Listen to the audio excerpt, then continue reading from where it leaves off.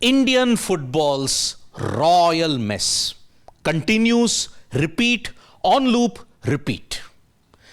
The latest instance has once again come regarding Churchill Brothers and I-League. Because AIFF Appeals Committee has adjudged that Inter Kashi fielded ineligible player for multiple games in second leg. And that means now Churchill Brothers have got multiple points, and because of that they will win the I-League comfortably.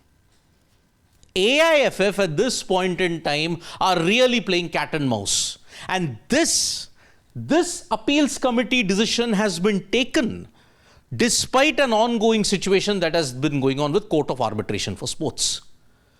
Amidst all of this, why have they declared Churchill Brothers immediately and accused Inter Kashi of fielding an ineligible player for multiple games? Suddenly now, apart from the fact that there was one individual in Carvalho where Inter Kashi had fielded an ineligible player because he had accumulated certain yellow cards, there is now one more problem. AIFF Appeals Committee have stated that the re-registration of Mario Barco by Inter Kashi made him an ineligible player.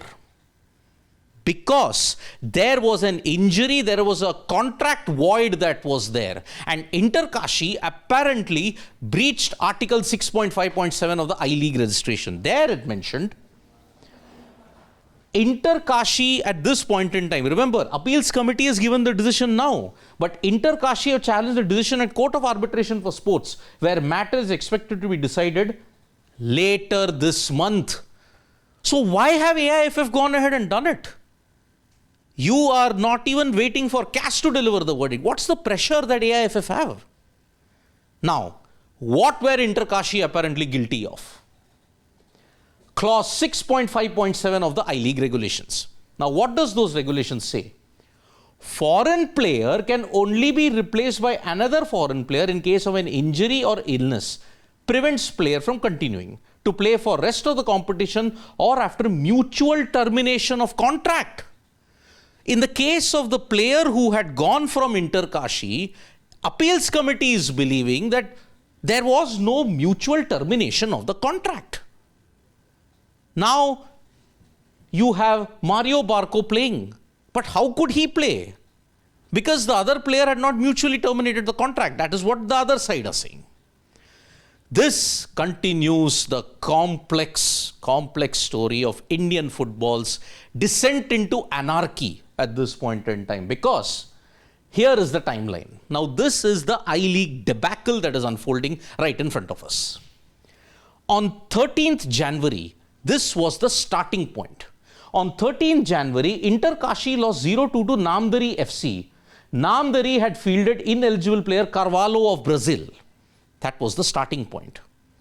However, in February, AIFF upheld Inter Kashi's protest and awarded them a 3-0 win, giving Kashi a 3-point boost.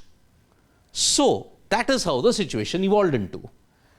But then, this was the AIFF Appeals Committee, but on March 2025, AIFF Disciplinary Committee stayed the decision, temporarily restoring Churchill to the top.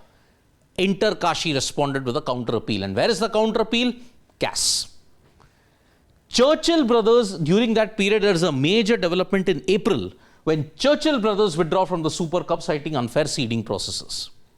However, on April 19th, AIFF Appeals Committee finally declared Churchill Brothers as champions. But now Inter Kashi have taken the matter to court.